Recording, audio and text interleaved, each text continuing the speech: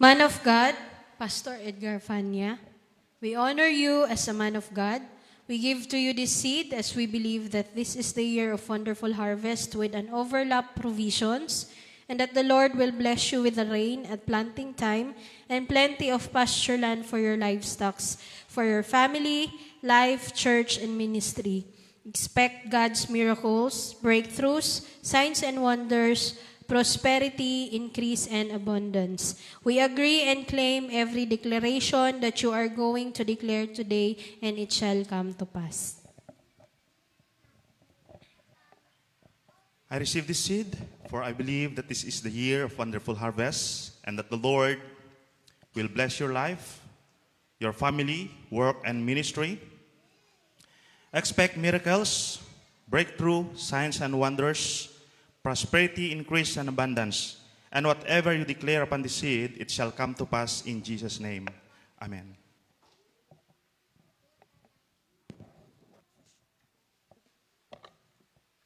Tayo po'y makipagbukas sa ating mga Biblia dito po sa Book of Mark, sa Marcos po, chapter 12, verse 30.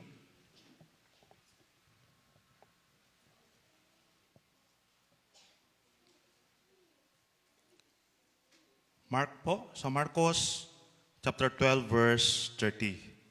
Sige po, kung nakita na po natin, sabay-sabay po nating basahin sa Book of Mark, chapter 12, verse 30. And thou shalt love the Lord thy God with all thy heart, with all thy soul, and with all thy mind, and with all thy strength. This is the first commandment. Tayo po'y manalangin. Amang banal, kami po'y nagpupuri, nagpapasalamat, salamat Panginoon sa pagkakataon na ipong ibinigay sa amin upang muli o God, amin pong bulay-bulayin ang iyong salita. Lord, I pray, bigyan mo naman ng kapangyarihan ang iyong salita, Panginoon, na siya pong mangusap sa amin o God, na siya pong humipo sa aming mga puso at isipan, na siya pong magliwanag po sa aming buhay o God, upang sa ganun, Lord, tunay nga po, na makita po namin yung kalooban mo, masunod po namin at tunay nga, Lord, na maranasan po namin ang iyong pagkilos sa aming mga buhay. Amang banal, dalangin ko po, bigyan mo na kami ng puso na bukas, Panginoon, sa iyong mga salita. Bigyan mo po kami ng puso, Panginoon, na handang sumunod sa iyong mga salita, Panginoon, upang maranasan po namin ang iyong pagpapala, O God, sa aming mga buhay. Maging, Lord, ang iyong gagamitin, dalangin ko po, patuloy nawa, napuspusin na yung banal Espiritu at bigyan mo po siya ng boldness to share your word, O God. Gamitin mo nawa siya, O God, bilang tagapagsalita mo. Gamitin mo po siya, Lord God, bilang daluyan ng iyong pagpapala, Panginoon. At hayaan mo, Lord, na lahat na makarinig na iyong salita ay tunay nga pong mapagpala, Panginoon. Lord, maraming salamat at tunay nga po na itinataas at ipinagkakatiwala po namin sa inyo lahat. At ito po ang aming samot dalangin sa pangalan ni Jesus. Amen at amen. Sige po, makupo na po tayo.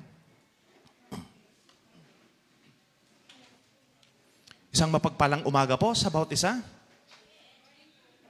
Purihin po ang Panginoon, dahil muli po, binigyan po tayo ng Panginoon ng lakas upang magbigay po ng papuri po sa Kanya. Sino po dito yung nag-enjoy sa pagpupuri? Nag-enjoy po ba tayo? Sino dito yung pinawisan? Purihin ang Panginoon. Dapat po, gawin po natin yung best po natin para magbigay po ng papuri sa ating Panginoon. At ako po'y nagpupuri at nagpapasalamat po sa umagang ito dahil tunay nga po, nakikita ko po yung faithfulness ng mga members po ng Southville Church. Bakit?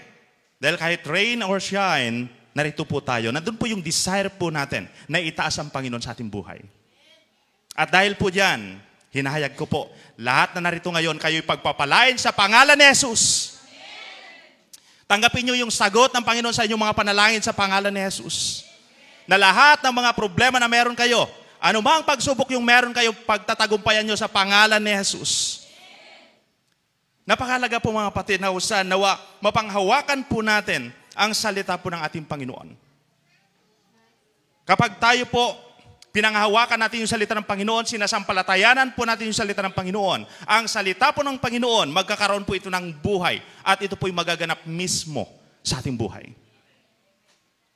Mararanasan natin mga kapatid. So ang tanong po dito, kilala po ba natin ang Panginoon? Sino po nakakakilala sa Panginoon? Ayun, ilan na lang Sino po? Amen. Ayan po. Pag titignan po natin ang Panginoon po natin, sino po siya? Siya po yung lumikha po sa atin. Siya po yung nagbigay po ng buhay sa atin. Siya po yung nagbigay ng lakas po natin. At siya rin po yung umibig sa atin ng tapat. Na ni minsan po hindi po tayo iniwan ni pinabayaan man ng ating Panginoon. At pagtitignan po natin, yung katapatan po ng pag-ibig po ng Diyos sa atin, na kung saan hindi po niya ipinagkait yung buhay po niya nung siya po'y namatay sa cross ng Kalbaryo para pagbayaran ang lahat ng ating mga kasalanan. Yun po yung ginawa po ng ating Panginoong Yesus. Bakit? Dahil ayaw po niya na mapahamak po tayo. Kundi ang nais po niya ay makasama po tayo sa kanyang piling sa langit. Yun po ang nais ng Panginoon sa bawat isa sa ating mga kapatid. So napakalaga po mga kapatid na kung saan maunawaan po nating maigi ang salita po ng ating Panginoon. Ang tanong po dito, tayo po ba'y sumasampalataya sa Panginoon? Amen. Purihin po ang Panginoon.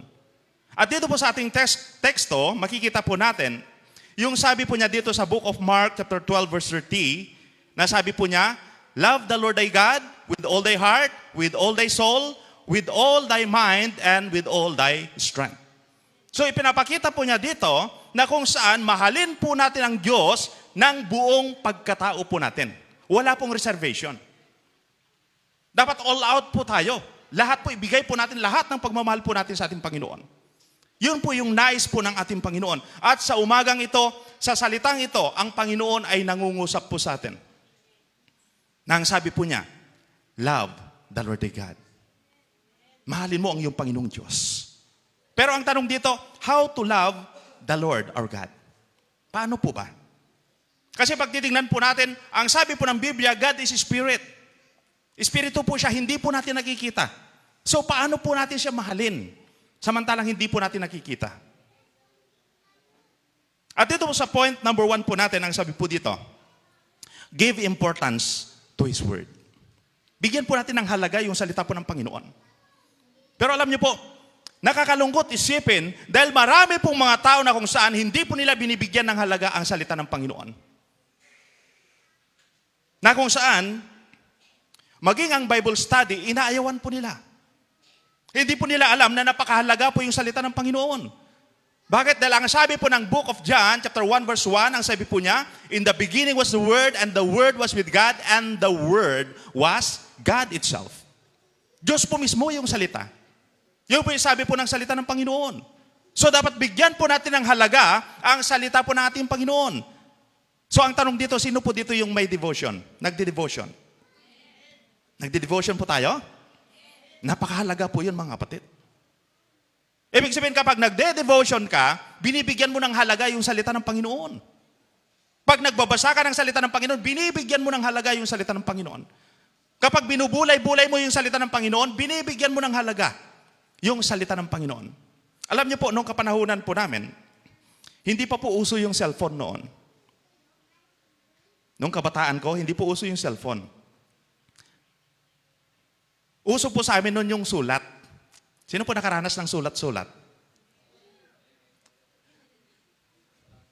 Na kung saan, alam niyo po, meron po akong natanggap na letter doon sa girlfriend ko dati. Alam niyo po kung ano po yung ginawa ko? Ang ginawa ko noon, kasi mahal na mahal ko po noon dati. Dati yun ha? Dati po yun. Sa ngayon si Pastora na. Ayun po, ginawa ko po doon sa letter po na natanggap ko. Bago ko pa binuksan at binasa yon, inamoy-amoy ko po siya. Ang bango. Uso po yung mga mabango noon na ano eh. Nga po. So, pagkatapos nung nabasa ko na po yon, ginawa ko po, inililagay ko po yun sa unan ko. At anytime po nahihiga po ako, ginagawa ko po, binabasa ko uli. Ibig sabihin, minemeditate ko po siya. At alam niyo po, habang minemeditate mo pala yung letter na yon, lalo kang nai-inlove sa Kanya. Napapalapit yung loob mo sa Kanya. Yun yung naramdaman ko. Naranasan ko po yun mismo. So, ganun din po sa ating Panginoon, pagtitignan po natin. Kapag atin pong binigyan ng pansin, binasa po natin yung salita po niya, at mineditate po natin ito, binulay-bulay po natin, araw at gabi. Alam niyo po, napapalapit po tayo sa ating Panginoon. Napapalapit po tayo sa ating Panginoon. At ganoon din, hindi lang po basta yung bulay-bulayin po natin yung salita ng Panginoon, kundi dapat ipag-pray din po natin. Lord, paano ko ba i-apply ito sa buhay ko? Tanungin natin si Lord. Tulungan mo ako, Panginoon, na may apply ito sa buhay ko upang maranasan ko yung salita mo. At sa pamamagitan po ng ating pong pagbabasa ng salita ng Panginoon, pakikinig ng salita ng Panginoon, unti-unti po, lumalalim po tayo sa pagkakilala sa ating Panginoon. At hindi lang po basta lumalalim po tayo, kundi tayo po'y lumalago sa ating pananampalataya sa Kanya. Nandun na po yung paglago, mga kapatid. At kapag lumalago po tayo sa ating pananampalataya sa Panginoon, may empower po tayo. Magkakaroon po tayo ng lakas na kung saan, anumang pagsubok yung dumating sa ating mga buhay, makakatayo po tayo sa pamamagitan ng ating pananampalataya. At doon, mararanasan po natin yung tugon po ng Panginoon sa mga panalangin po natin. Doon po natin mararanasan yung kapangyarihan po ng Diyos. Na kung saan, maging yung mga problema na meron po tayo, na-overcome po natin. Bakit? Dahil po doon sa lakas na nagmumula sa ating Panginoon. At pag titingnan po natin, mga kapatid, ito po yung tinatawag po na feeling of the Holy Spirit. Ito po yung kailangan po natin, mga kapatid.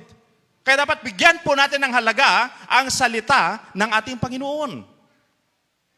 Kaya nga po, ano po yung sabi po ni King David? Dito po sa Book of Psalms, chapter 119, verse 105. Na ang sabi po niya, Thy word is a lamp unto my feet and a light unto my path. Isa pong liwanag, sabi po niya, ilawan sa aking paanan at liwanag sa aking daraanan. So ibig sabihin, kapag wala po yung salita ng Panginoon sa atin, alam niyo po, doon po minsan yung time na kung saan naliligaw po tayo ng landas. Doon po yung time na kung saan napapariwara po tayo at nahihirapan po tayo sa buhay. Kaya mahalaga po yung salita ng Panginoon. At ganoon din po yung sabi po ng Psalm chapter 119 verse 11, na sabi po niya, I have hidden your word in my heart that I may not sin against the Lord. So ibig sabihin, kapag yung salita ng Panginoon nasa ating puso, hindi po tayo magkakasala laban sa Panginoon. Yun po yung promoprotekta po sa atin para hindi po tayo magkasala, mga kapatid. So napakahalaga, mga kapatid, na maunawaan po natin yung mga bagay nito. Doon po tumatatag yung pananampalataya po natin. Pag nakapag-stand po tayo, makikita po natin, napakaganda pala ng buhay. Hindi na po tayo sisimasimangot pa. Makikita po natin, napakasarap palang mamuhay. Kapag tunay na nasa Panginoon po tayo. Nandun po yung kapayapaan. Nandun po yung kapanatagan. Nandun po yung kagalakan. At ito po yung higit na kailangan po ng mga tao, mga kapatid. Ito yung higit nating kailangan sa buhay po natin.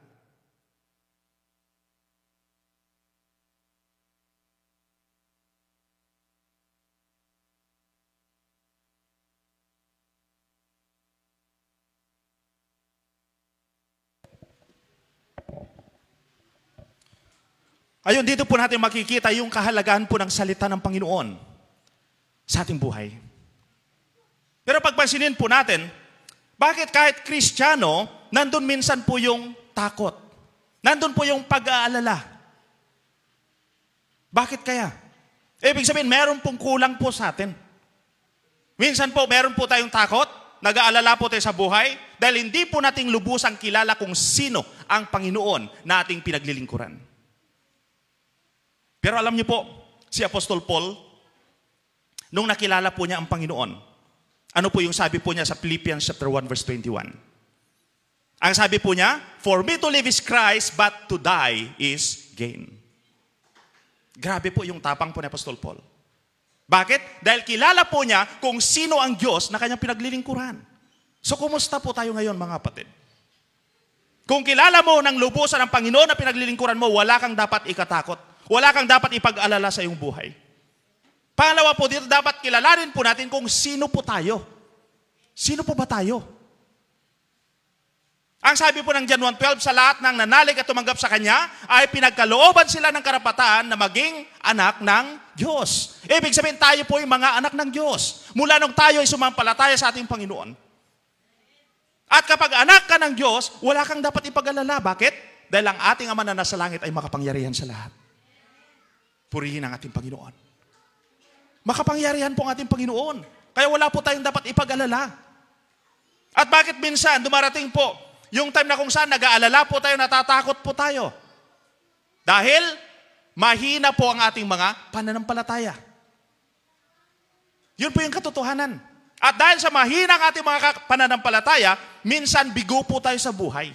Minsan nahihirapan po tayo. Minsan nabibigatan po tayo. Minsan nawawalan po tayo ng pag-asa. Minsan, mapapansin po natin, wala po tayong kapayapaan. Wala po tayong kagalakan. Kahit Kristiyano minsan, pagpansinin po natin, napakarami mga Kristiyano na kung saan magagalitin. Konting bagay lang galit na. Anong dahilan? Ang dahilan po nito, mahina ang ating pananampalataya. Yun po yung dahilan mga kapatid. Kaya nga po, may mga Kristiyano na kung saan, kahit batang-bata pa sila sa edad, pero mukhang matanda na po sila. Bakit? Dahil laging nagagalit. Di ba? Tumatanda po, kumukulubot po yung mukha kapag lagi po tayong nagagalit. Nagkakamasel po yan.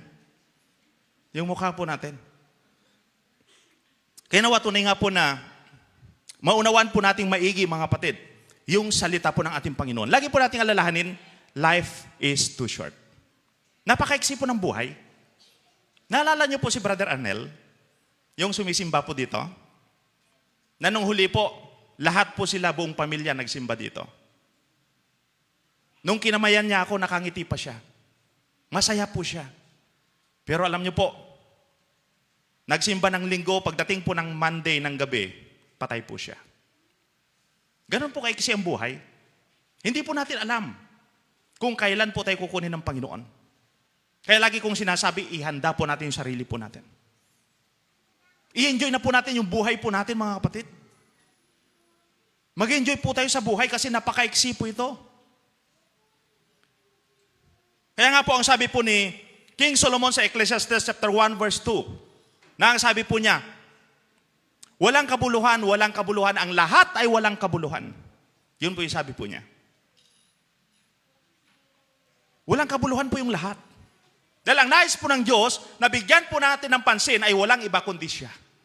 Kaya nga po, yung conclusion po ni King Solomon sa Ecclesiastes chapter 12 verse 13, na sabi po niya, the conclusion of the matter is to fear God and keep His commandments. For this is the whole duty of men. Yun po yung conclusion po niya. I-enjoy mo yung buhay mo. At yung gawin mo, yung tungkulin mo sa Diyos, ano yung tungkulin mo? Matakot ka sa Kanya at sundin ang Kanyang ipinag-uutos. Yun po yung sinasabi po ng salita ng Panginoon. So napakahalaga mga kapatid na maunawaan po natin yung bagay nito. At kung nais po nating ma-overcome yung lahat ng mga trials na meron po tayo sa buhay, i-restore po natin yung devotion po natin sa ating Panginoon. I-restore po natin yung time of prayer po natin mga kapatid. Ito po yung napakahalaga sa ating buhay. Upang sa ganun ma-empower po tayo, mapalakas po tayo ng Panginoon. Lagi nating alalahanin ang sabi po ng salita ng Panginoon, without God, we are nothing. Wala po tayong magagawa mga kapatid kapag wala ang ating Panginoon. Kaya lahat po ng nagdi-devotion, I declare, you will be empowered in the name of Jesus. At pag na-empower po tayo, tiyak po, anumang pagsubok yung dumating sa ating mga buhay, ating pong mapagtatagumpayan. As a subpoint number 2, ang sabi po dito, listen and obey the Lord. Napakahalaga po ito mga kapatid. If you listen and obey the Lord, ang sabi po ng Deuteronomy, buksan po natin yung Biblia po natin sa Deuteronomy. Deuteronomy chapter 28 po.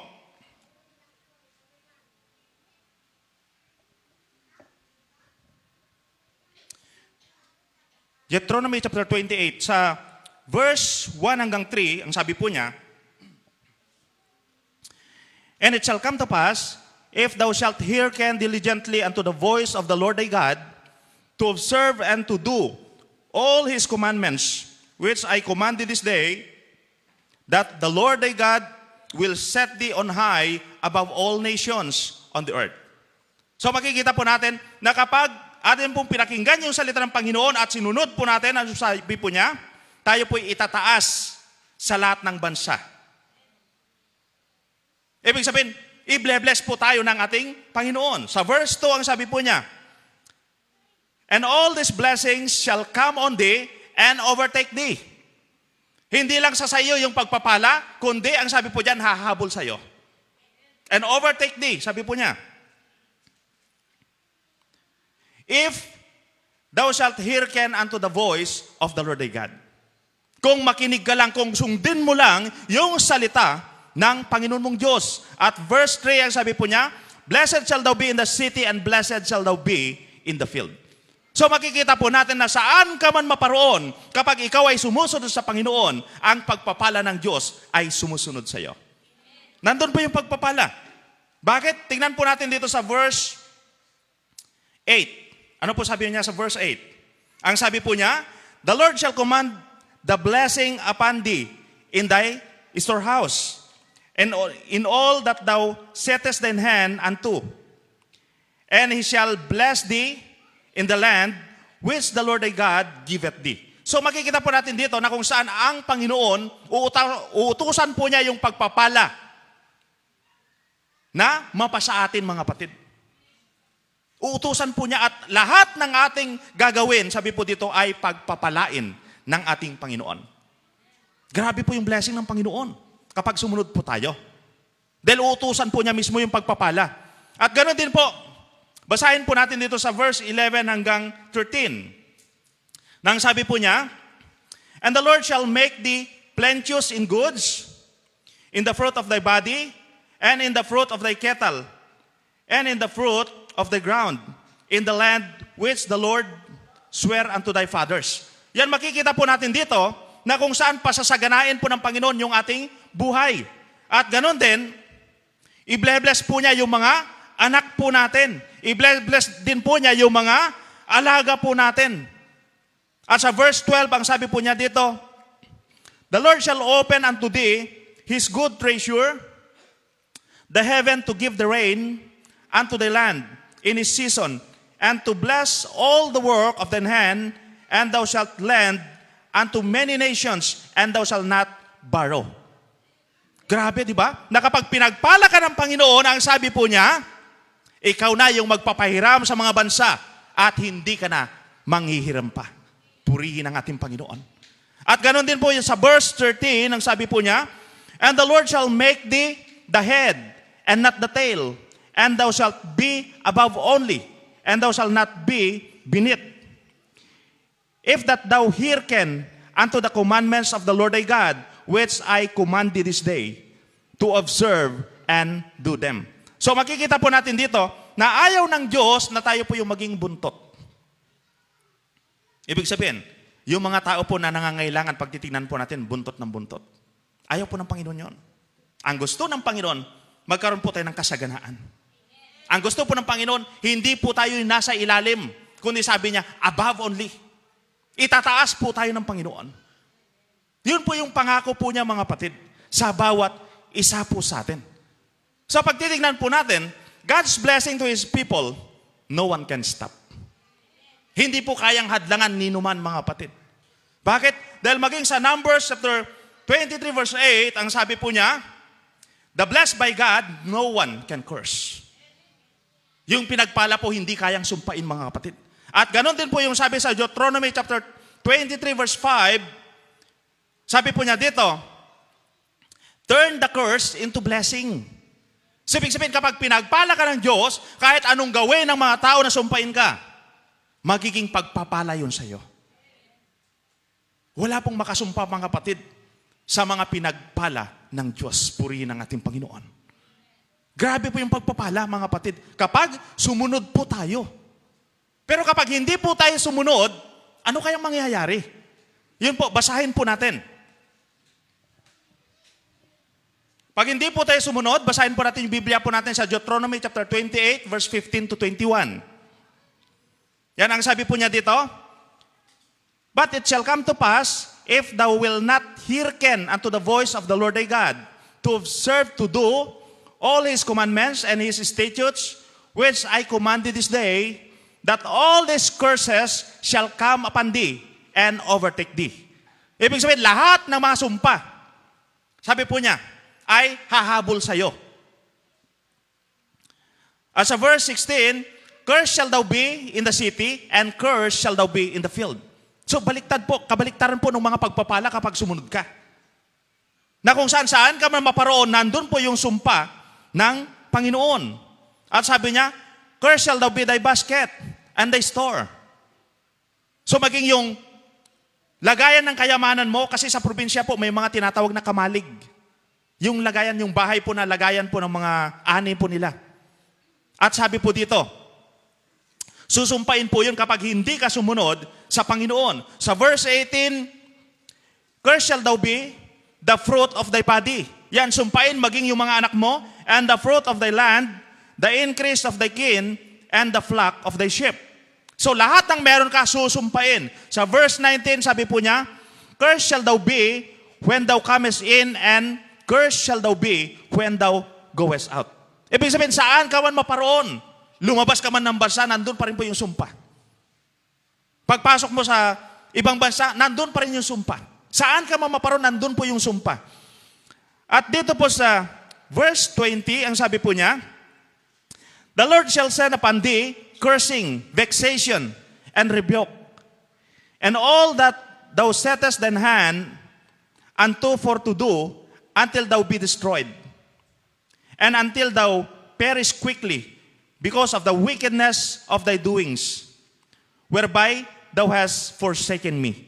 Ayun po, dahil sa iniwan po natin ng Panginoon, hindi po natin sinunod, ang sabi po dito, lahat po ng sumpa. Mapapasa atin sa verse 21, the Lord shall make the pestilence cleave unto thee. Kakapit sa iyo yung salot, sabi po niya dito, until he have consumed thee from off the land. Para malipol ka. Yun po yung purpose. So, makikita po natin mga kapatid, na kung saan napakabuti po ng ating Panginoon. Ipinapakita po niya sa atin kung ano po yung ikabubuti po natin. Sinasabi po niya, kapag sumunod ka sa akin, pagpapalain kita. Pero kapag hindi ka sumunod, sinasabi din po niya, susumpain kita. So, nasa atin po yung pagpili, mga kapatid. Kung ano po yung gusto po natin. Pagpalain po ba? O yung sumpain po tayo? Nasa atin na po yun. At yung buhay po natin ngayon, yun po yung pinili po natin, mga kapatid. Minsan may mga magulang na kung saan, sinisisi po yung mga magulang nila. Kung nahirapan na sila sa buhay, sinisisi. Kung sana pinag-aral mo ako noon, hindi ganito yung buhay ko. Mga ganon. Pero alam niyo po ba, nasa atin po yun eh. Maraming kaparaanan kung gusto po natin mag-aral. Pwede po tayong mag-self-support. Maraming kaparaanan. Maging sa pag-aaral ko po, hindi rin ako kayang pag-aralin. Hindi ako kayang pag-aralin. Mula nung elementary po ako hanggang high school. Alam niyo po, yung naalala ko lang na noon, ibinigay sa akin na pera nung tatay ko, piso lang. Piso lang naalala ko na binigay sa akin. Hindi na nagbigay.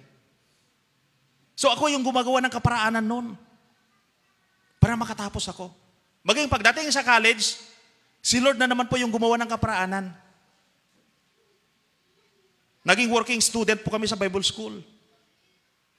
Kasi pag titingnan po natin yung mga Bible School ngayon, may mga bayad yan. So may mga kaparaanan po. So kung ano po yung kalagayan po natin ngayon, yun po yung desisyon natin dati. Ibig sabihin, wala po tayong dapat sisihin, mga kapatid. Wala tayong dapat sisihin. So napakahalaga po yung pakikinig at pagsunod po natin sa ating Panginoon. At lahat po ng nakikinig at sumusunod sa Panginoon, inahayag ko, tanggapin yung pagpapala sa pangalan ni Jesus. Lahat ng sumusunod sa Panginoon, hinahayag ko, magkaroon kayo ng katagumpayan sa pangalan ni Jesus. Magkaroon kayo ng kasaganahan sa pangalan ni Jesus. Purihin ang ating Panginoon. Napakahalaga, mga kapatid, magpakatatag lang po tayo. Ang Diyos po natin ay makapangyarihan po sa lahat. Wala pong imposible sa Kanya, mga kapatid. Kapag sinampalatayanan mo yung isang bagay, tiyak, yun ay magaganap mismo. At dito sa pangalawa, ang sabi po dito, give importance to the ministry. Mahal mo bang Panginoon?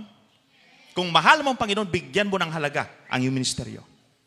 At pag titignan po natin yung mga ministry na meron po tayo, maging yung ministry ko po bilang lingkod ng Panginoon, alam niyo po, hindi po sa akin ito. Sa Panginoon po.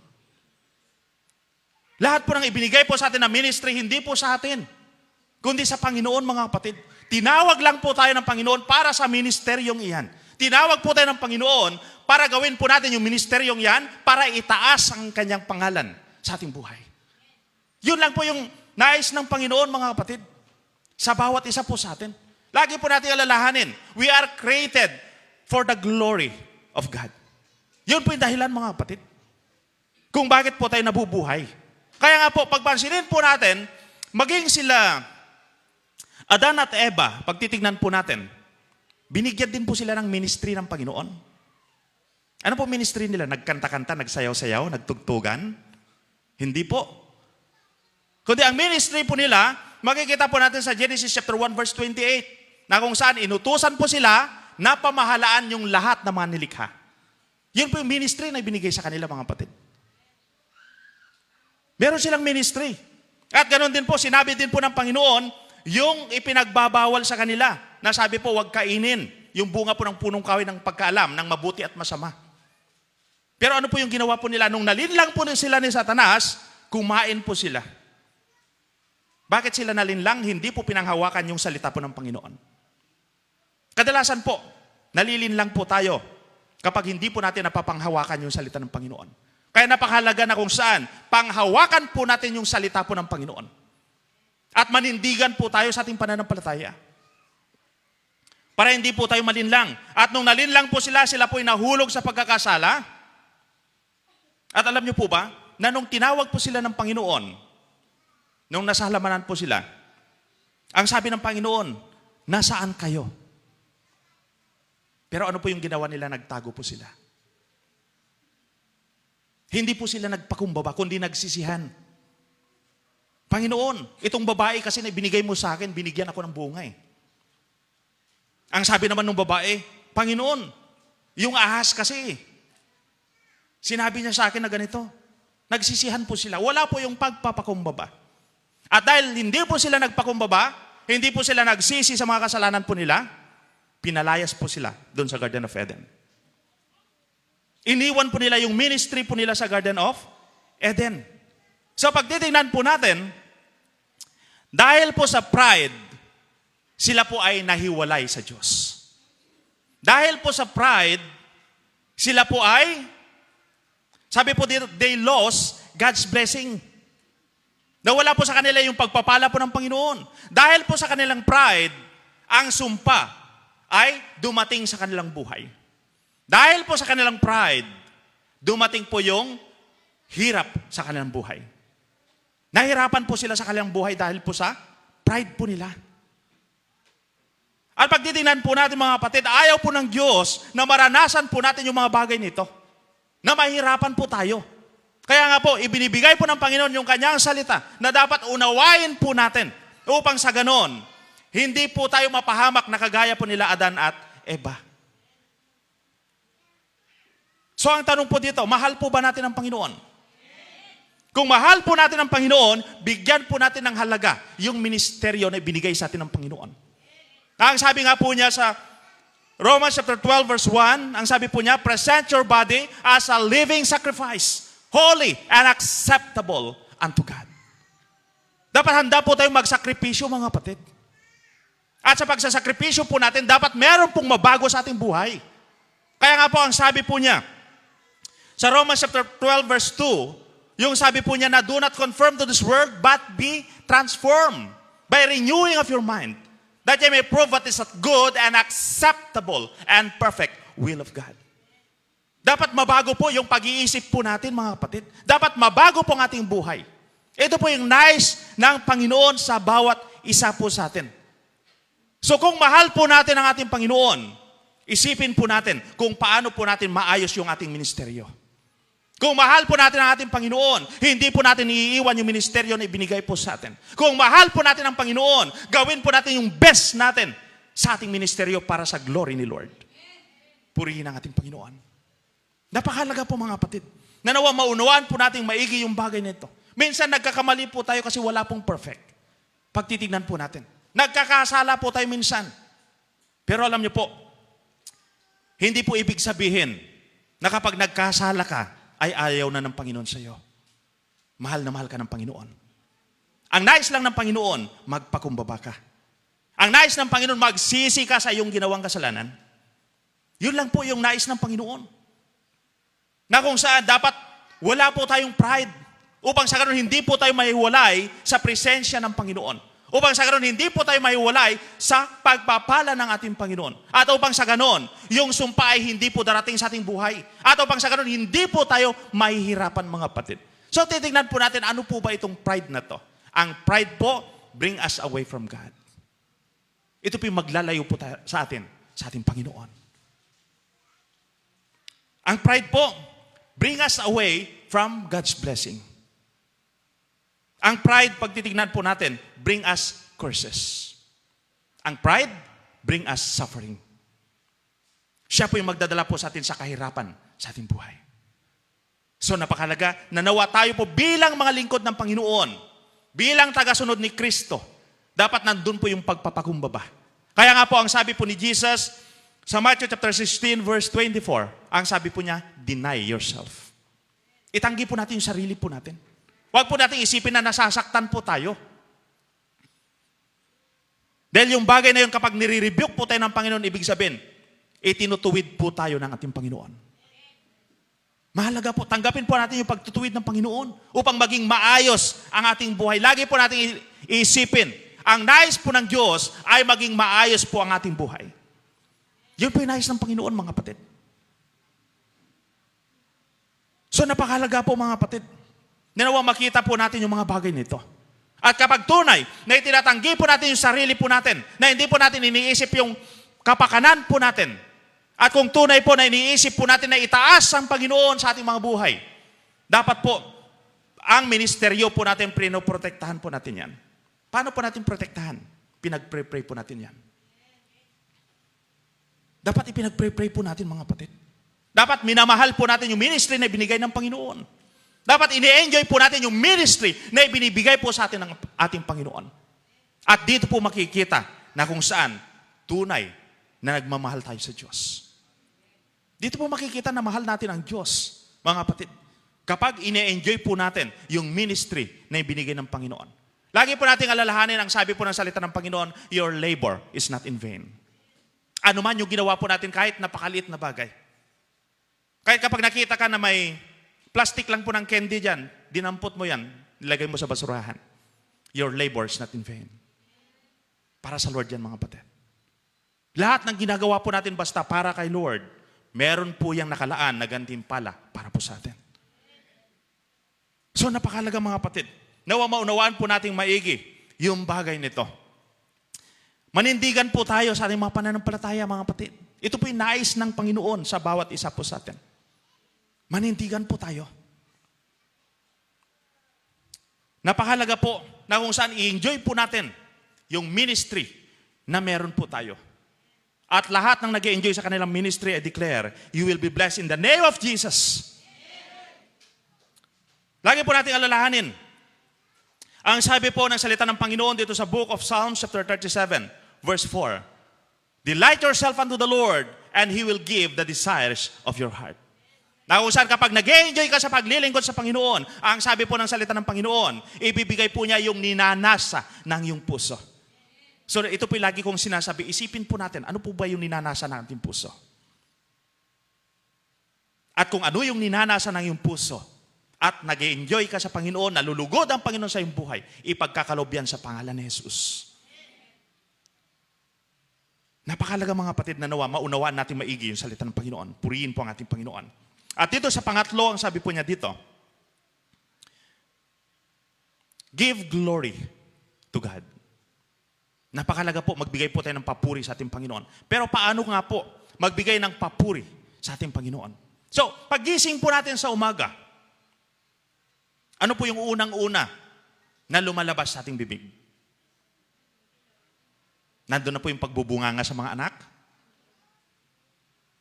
Minsan, ganun po yung mga nanay. Tanghali na, hindi pa gumigising. Di ba? Ganun minsan. Pero napakalaga po, paggising mo pa lang sa umaga, nandun dapat yung pagpupuri mo sa Diyos.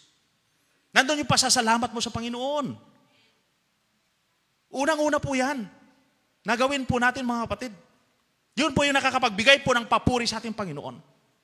At yung pangalawa po doon, dapat nandun po yung pagsunod po natin sa Kanyang salita. Kapag sinabi ng Panginoon, be humble, dapat magpakumbaba ka. Bakit? Dahil ang Panginoon mismo, yung nagbigay po ng halimbawa po sa atin. Na bagamat siya man ay Diyos, ano pong ginawa niya? Nagpakumbaba po siya para abutin po tayo mula sa ating mga kasalanan. Siya po yung model po natin ng Panginoon Jesus. Dapat makita po yung pagpapakumbaba sa ating buhay. At ganoon din po, dapat makita din po yung kabaitan sa ating buhay. Makita din po yung katapatan sa ating buhay.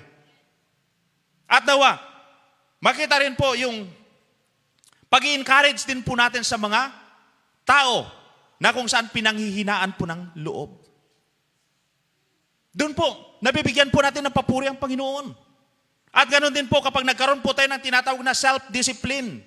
Na kapag nakita mo yung pagkukulang mo, disiplinahin mo yung sarili mo, baguhin mo yung sarili mo. Kahit mahirap yan. Doon po nalulugod ang ating Panginoon, mga kapatid. At ganoon din po, nalulugod din po ang ating Panginoon kapag iginagalang po natin ang ating mga magulang. Sino po dito yung gumagalang sa magulang? Yan po ba? Napakahalaga po yon. Alam niyo po ba? May pangako po yon. May pangako. Na kapag iginalang mo yung magulang mo, pahabain ang iyong buhay. Yun po yung Ephesians 6:1 hanggang 3. Nasabi doon, children, obey your parents, the Lord, for this is right. Sabi po niya doon.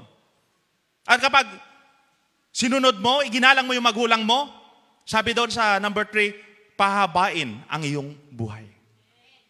Purihin ang Panginoon. Grabe po kapag nalugod ang Panginoon, di ba? Nandun po yung blessing na ibinibigay. Kaya nga po, yung lagi niya pong sinasabi na, your labor is not in vain. Lahat ng ginagawa mo, merong patang pagpapala para sa iyo. So, ganoon din po ang sabi po dito, think before you speak. Marami po sa atin, lalong-lalo na po sa mga nanay, na kung saan, nakarinig lang po ng konti, galit na agad. Hindi niya iniisip. Nagagalit ka agad. Ang nais ng Panginoon, bago ka magsalita, pag-isipan mo muna yung sasabihin mo. Halimbawa minsan, sinabihan ka ng kapitbahay mo. Pero imbes na sumunod ka, nagalit ka. Pagkatapos niyong mag-away, saka mo nalaman na para sa iyong ikabubuti pala yung iniisip niya. Magsisi ka, pero tapos na. Kaya napakahalaga po, bago po tayo magdesisyon, bago po tayo magsalita, isipin muna natin. Napakahalaga mga kapatid.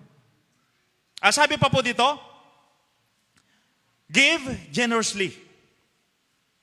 Sa Proverbs chapter 11, verse 24 hanggang 25, ang sabi po niya, a person gives freely, yet gain even more.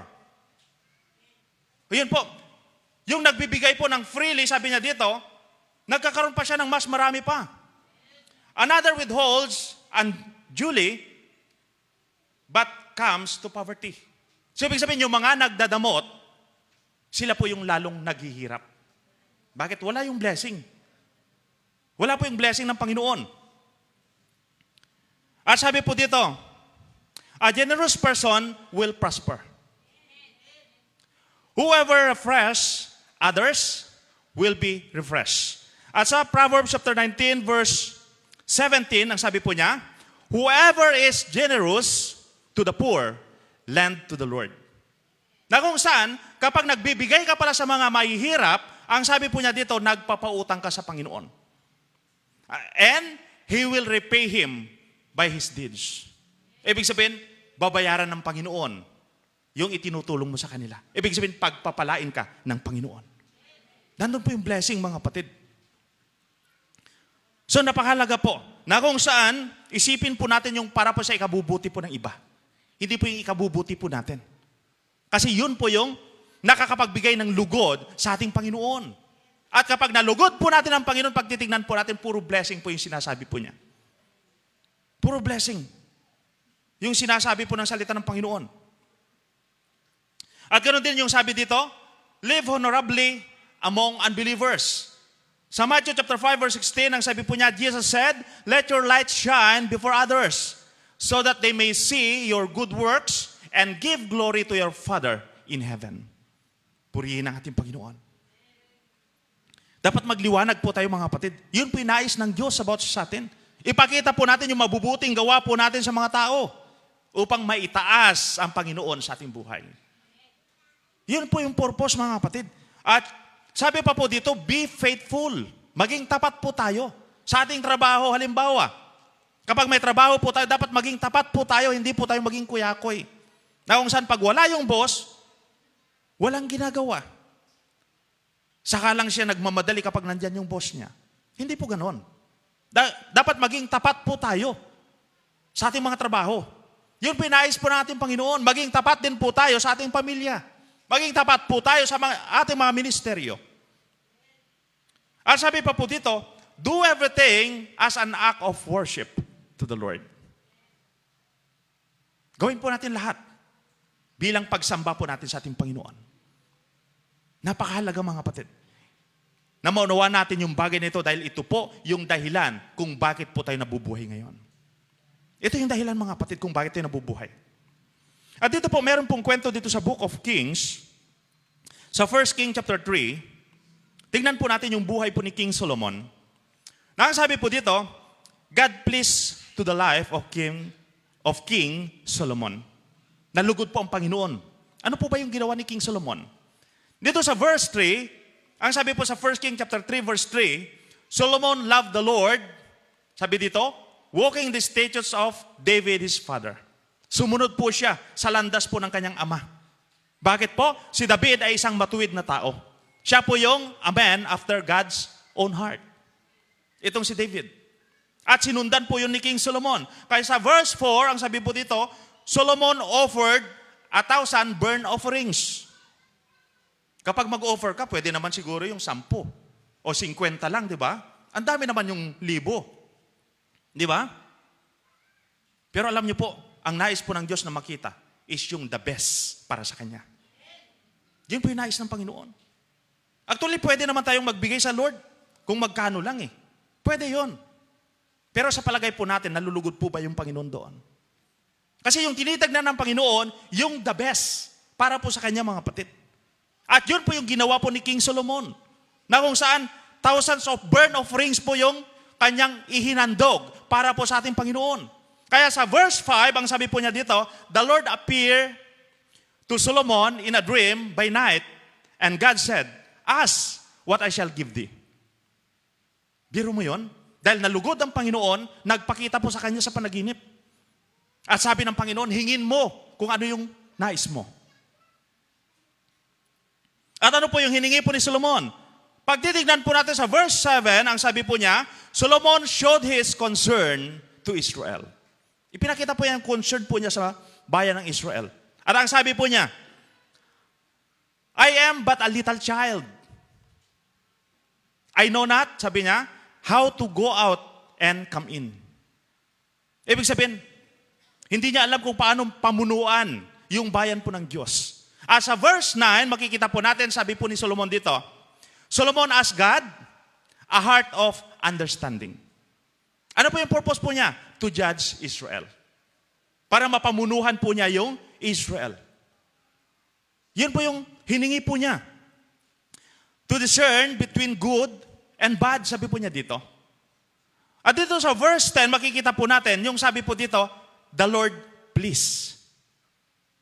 Nalugod po ang Panginoon doon sa sinabi po ni King Solomon. Sa verse 11, ang sabi po niya, dahil hindi mo hiningi ang mahabang buhay, sabi niya, hindi mo hiningi ang kayamanan, hindi mo hiningi yung buhay ng iyong mga kaaway.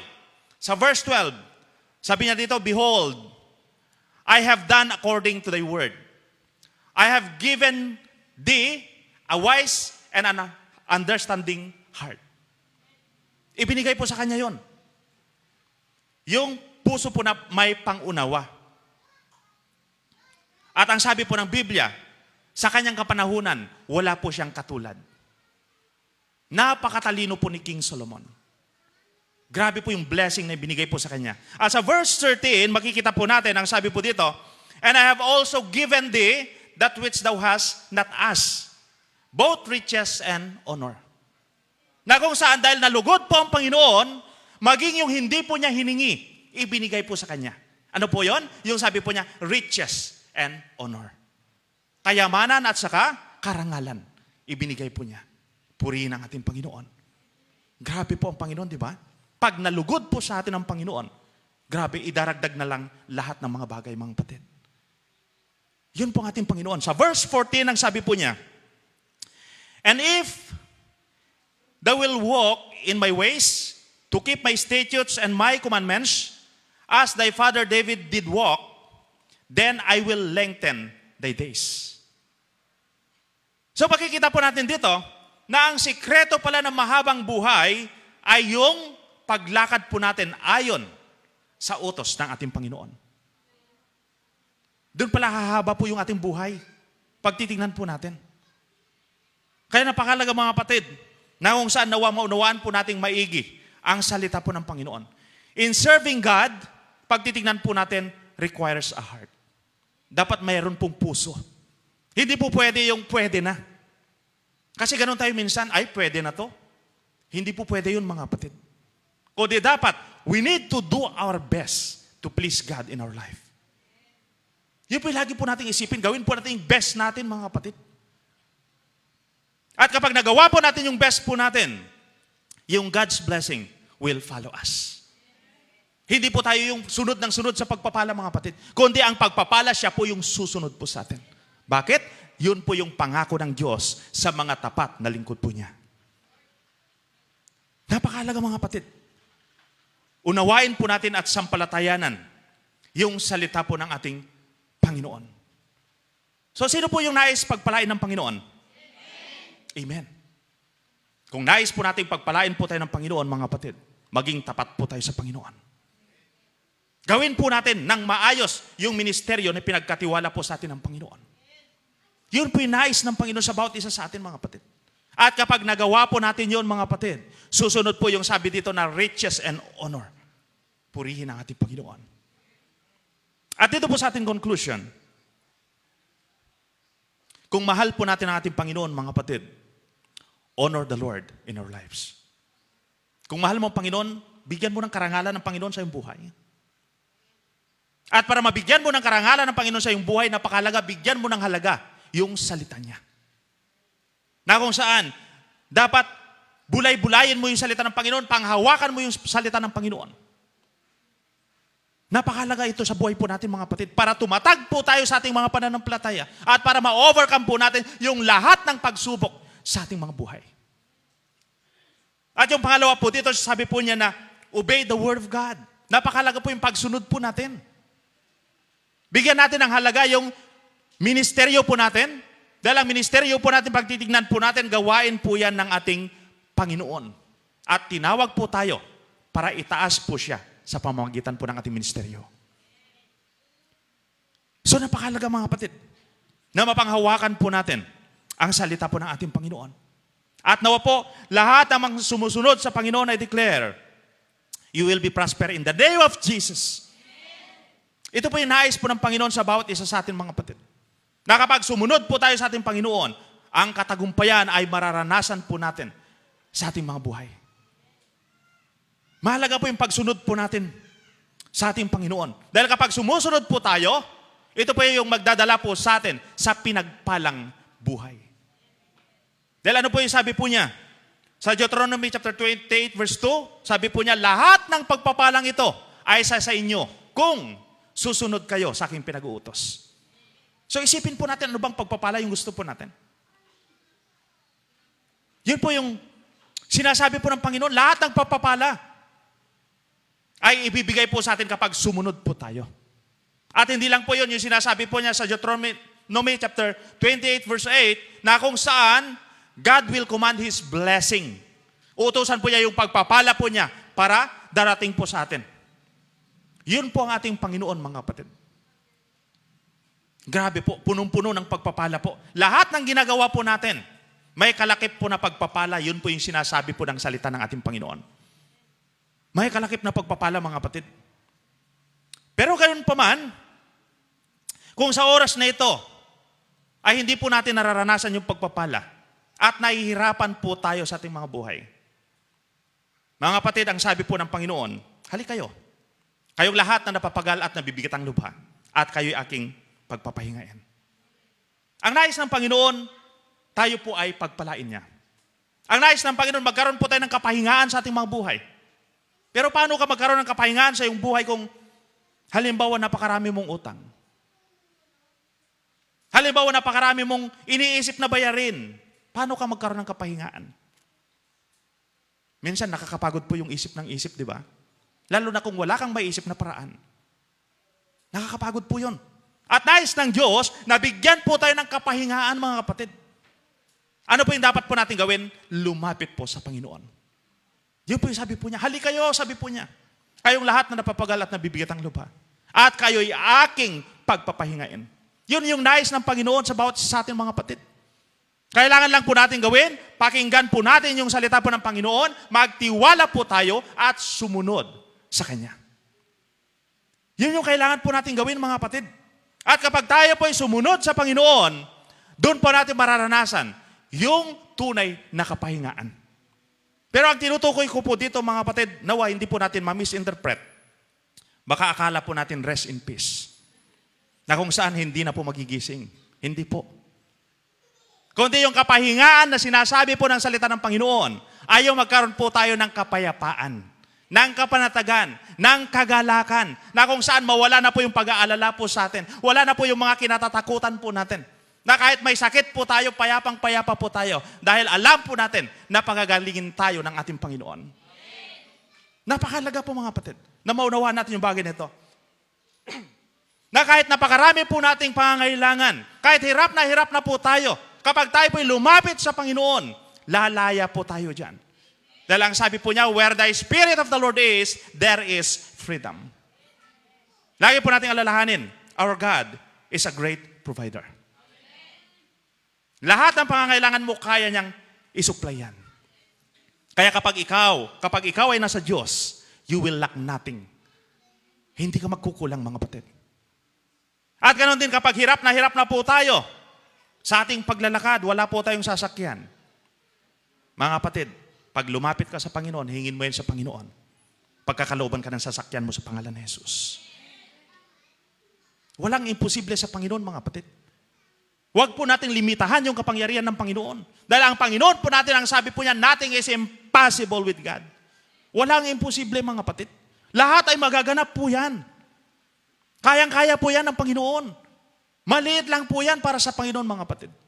Kapag nagnanais po tayo na makahanap ng magandang trabaho, ipagkakalob po yan ng Panginoon, lumapit ka lang sa Kanya. Manalangin ka sa Panginoon. Dahil sinasabi po niya sa Kanyang salita, call unto me, and I will answer thee and show thee the great and mighty things that thou knowest not. Tumawag ka lang. Minsan lakad tayo ng lakad, nakakalimutan po natin ang Panginoon. Dapat unang-una po sa lahat, unahin po natin ang Panginoon, manalangin man lang tayo.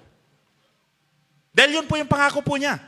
Nasabi po niya, seek first the kingdom of God and His righteousness, and all these things shall be added unto you. Pangako po ng Panginoon na kapag inuna mo siya, halimbawa may lakad ka, ipinag-pray mo sa Lord, Lord, gabayan mo po ako. Nawa, Panginoon, magkaroon na po ako ng trabaho. Nandun po yung blessing ng Panginoon. Ibibigay yan sa iyo ng Panginoon kasi yun po yung pangako niya, mga kapatid.